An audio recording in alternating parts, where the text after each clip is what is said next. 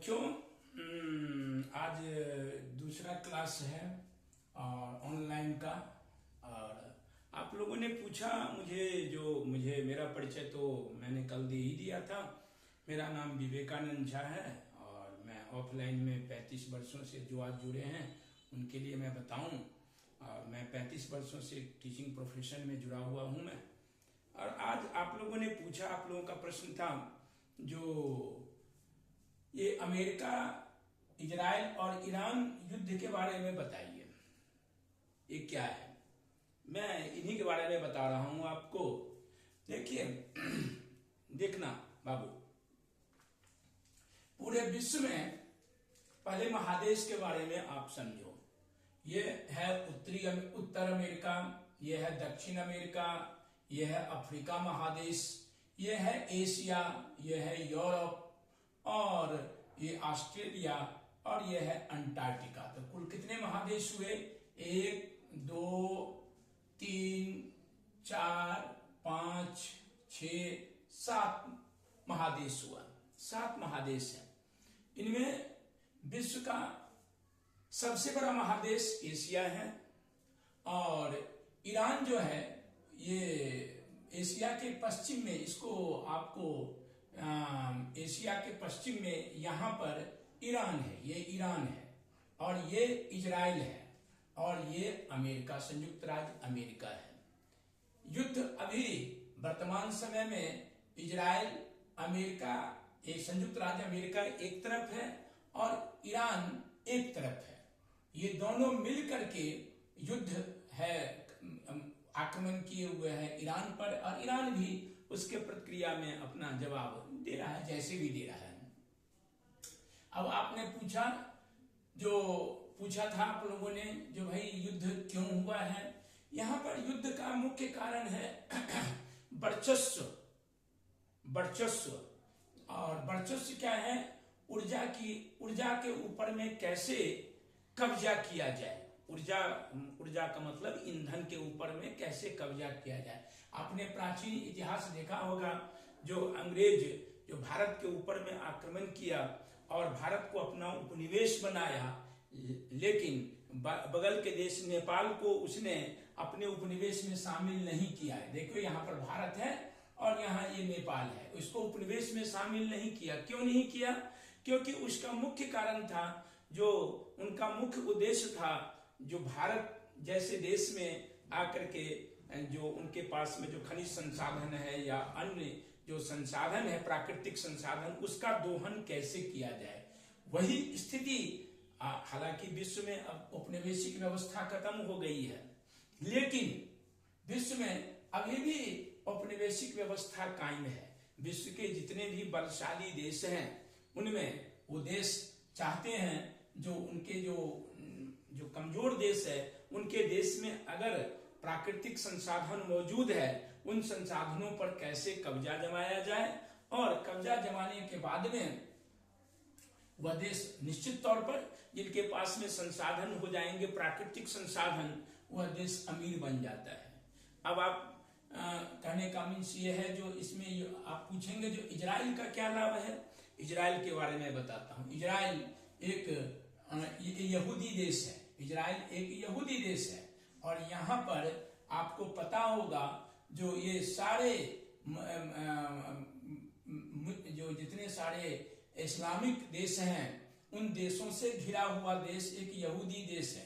तो वह अपने अस्तित्व को, वह भी अपने वर्चस्व की लड़ाई लड़ रहा है, ताकि उनको ये जो अपनी जो स्थिति जो है, अपनी स्थिति को मजबूत करें और विश्व में वो अपनी पहचान तो है ही उन्हें, लेकिन और मतलब ये जो जितने सारे इस्लामिक देश हैं, वे देश जैसे ईरान है, इराक है, सऊदी अरब है, यमन है, ओमान है, ये जितने सारे तुर्की है, इनके बाद आपको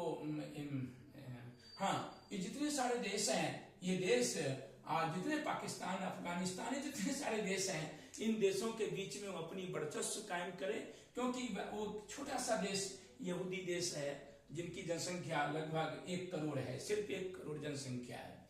और तो कहने का मतलब फिलिस्तीन के साथ उनके युद्ध के बाद उनका एक अलग अस्तित्व में एक नया देश आया है, यहूदियों का देश जो है इजराइल। इजराइल का मुख्य उद्देश्य है जो अपने अस्तित्व और वर्चस्व की लड़ाई को रखे, तो अकेले तो मतलब उनके लिए असंभव था युद्ध करना। और संयुक्त राज्य अमेरिका ईरान के पास में बहुत सारे तेल का भंडार है, उन तेल भंडार पर कैसे कब्जा जमाया जाए, इसके लिए संयुक्त राज्य अमेरिका ने ईरान के ऊपर में कब्जा मतलब कब्जा अप्रत्यक्ष तौर पर कब्जा उपनिवेश कायम करने के लिए ये उन्होंने इजराइल के साथ मिल करके ईरान पर आक्रमण किया है। हालांकि ईरान भी कोई अंतर्राष्ट्रीय स्तर पर उनकी छवि उतनी अच्छी नहीं है, लेकिन फिर भी अमेरिका का मुख्य उद्देश्य रहता है जो क्योंकि विश्व में अभी अमेरिका सबसे ज्यादा शक्तिशाली देश है। हालांकि द्वितीय विश्व युद्ध के बाद विश्व दो गुटों में बट गया था, एक तरफ संयुक्त राज्य अमेरिका और एक तरफ रूस, सोवियत संघ जिसे कहा जाता है। ये साम्यवादी व्यवस्था के समर्थक और ये पूंजीवादी व्यवस्था के समर्थक देश हो गए। अमेरिका पूंजीवादी चाहता था जो पूरे विश्व पूंजीवादी व्यवस्था में ढल जाए, और संयुक्त राज्य अमेरिका का मुख्य उद्देश्य सोवियत संघ का मुख्य उद्देश्य था जो पूरा विश्व सोवियत साम्यवादी व्यवस्था में ढल जाए। ये दोनों देश अपने तरफ आकर्षित करने का प्रयास करते थे, लेकिन 1990 के दशक आते आते सोवियत संघ का विघटन हो गया और अब पूरे विश्व में संयुक्त राज्य अमेरिका ही एक ऐसा देश है जो पूरे विश्व पर वर्चस्व कायम किए हुए। अब आप पूछेंगे कि भाई उनके पास में क्या है वैसा जो पूरे विश्व पर वर्चस्व कायम किए हुए हैं। इनका मुख्य उद्देश्य है अमेरिका के पास में IMF पर कब्जा है।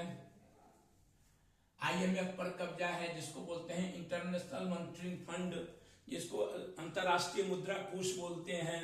इसके बाद अमेरिका वर्ल्ड बैंक पर अमेरिका का कब्जा है, और उसके पास में डॉलर है, जो आपको डॉलर है।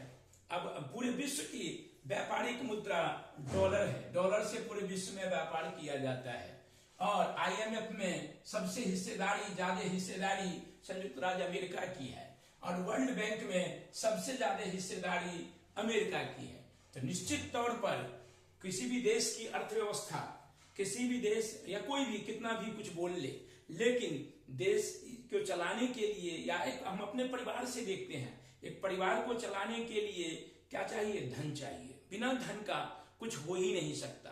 इसीलिए अमेरिका के पास में ये तीनों जो अर्थव्यवस्था के जो प्रमुख संसाधन हैं, उन संसाधनों पर अधिकार है, और जिसके कारण ये विश्व का कोई भी देश, अब आप बोलेंगे हमारे अभी संयुक्त राष्ट्र संघ है, संयुक्त राष्ट्र संघ क्यों नहीं दखलंदाजी करता है? तो इसका मुख्य कारण है संयुक्त राष्ट्र संघ पर भी अप्रत्यक्ष तौर पर संयुक्त राज्य अमेरिका का ही प्रभुत्व कायम है, क्योंकि जो उनके जितने फंड हैं, वो सबसे ज्यादा फंड संयुक्त राज्य अमेरिका देता है। तो निश्चित तौर पर जो ज्यादा धन देगा उनके, नहीं तो अभी विरोध हो जाता। अभी संयुक्त राज्य अमेरिका, संयुक्त राष्ट्र संघ क्या करता? एक विधेयक पास कर देता जो भाई नहीं, युद्ध नहीं होना चाहिए, लेकिन नहीं हो पा रहा है। क्यों? सोवियत संघ, चाइना, जितने सारे देश हैं, यूरोपियन कंट्री या एशियन कंट्री जितने सारे हैं, एशिया महादेश के जितने सारे देश हैं, सब चुप बैठे हुए हैं। क्यों? देख रहे हैं, युद्ध को देख रहे हैं एक मूक दर्शक की तरह। क्यों? क्योंकि उन्हें डर है कि अगर हमने विरोध किया तो हमें यहाँ से जो अंतर्राष्ट्रीय मुद्रा कोष, वर्ल्ड बैंक, विश्व बैंक और डॉलर की जो है स्थिति, वो अमेरिका हमें धन नहीं देगा, और वहां से हमें लोन लेना कठिन हो जाएगा, मुश्किल हो जाएगा। तो हमारा माने किसी भी देश को चलना मुश्किल हो जाता है। इसीलिए सारे देश चुप्पी साधे हुए हैं, और संयुक्त राज्य अमेरिका अपनी मनमानी करता है। हाँ, संयुक्त राज्य अमेरिका उन्हीं देशों पर अपनी मनमानी करता है, या उन्हीं देशों को ऊपर में अपना प्रभुत्व कायम करना चाहता है जिनके पास में ईंधन होता है। ईंधन का मतलब प्राकृतिक संसाधन होता है, और वह चाहता है जो प्राकृतिक संसाधन के तौर पर वह देश प्रभुत्व संपन्न हो जाए, सबसे शक्तिशाली हो जाए, ताकि हर एक तौर पर वह शक्तिशाली रहेगा। उनके पास में बहुत अच्छी सैनिक व्यवस्था भी है, क्योंकि तो सबका सारी व्यवस्था या सारी चीजें किस पर होती है? धन पर होती है। तो धन का प्रभुत्व इन्होंने कायम कर रखा है, जिसके परिणाम स्वरूप ये भारत ही क्या, विश्व का कोई भी देश संयुक्त राज्य अमेरिका के सामने बोलने से कतराते हैं और उनका विरोध नहीं कर पाते, प्रत्यक्ष तौर पर विरोध नहीं कर पाते हैं। पहले 1945 से द्वितीय विश्व युद्ध के बाद और 1990 तक सोवियत संघ थोड़ा संयुक्त राज्य अमेरिका का विरोध तो प्रतिरोध तो करता था, लेकिन सोवियत संघ के विघटन के बाद सोवियत संघ रूस के पास में भी ऐसी शक्ति नहीं बची है जो प्रत्यक्ष तौर पर संयुक्त राज्य अमेरिका का विरोध कर सके और उनकी क्या बोलेंगे प्रभुत्व कायम है, और जिसको हम देहाती भाषा में बोलते हैं चौधराहट कायम है, और वो अपनी चौधराहट से विश्व में जैसे जैसी व्यवस्था चाहता है वैसी व्यवस्था करता है। और तो इस समय में क्या किया जाए? कुछ नहीं, बस संयुक्त राज्य अमेरिका के प्रभुत्व को हमें स्वीकार करना ही पड़ेगा। प्रत्यक्ष तौर पर करें या अप्रत्यक्ष तौर पर करें, कैसे भी करें, हमें करना ही पड़ेगा। ठीक है, समझ में आ गया होगा आप लोगों को।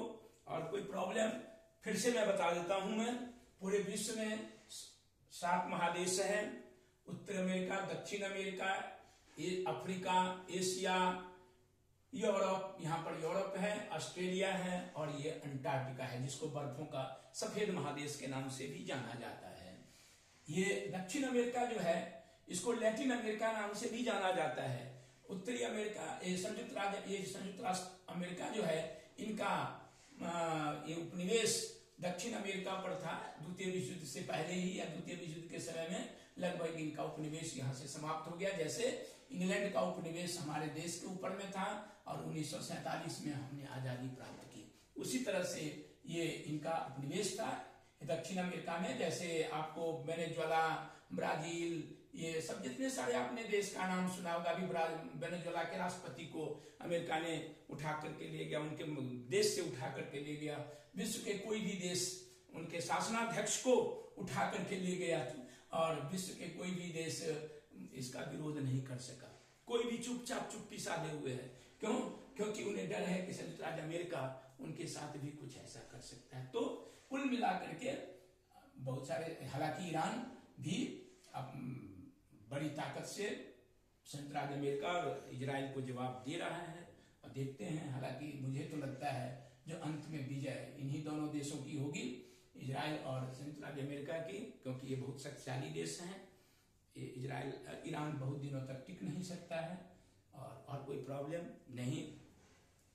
ठीक है बाबू, समझ में आ गया? ओके।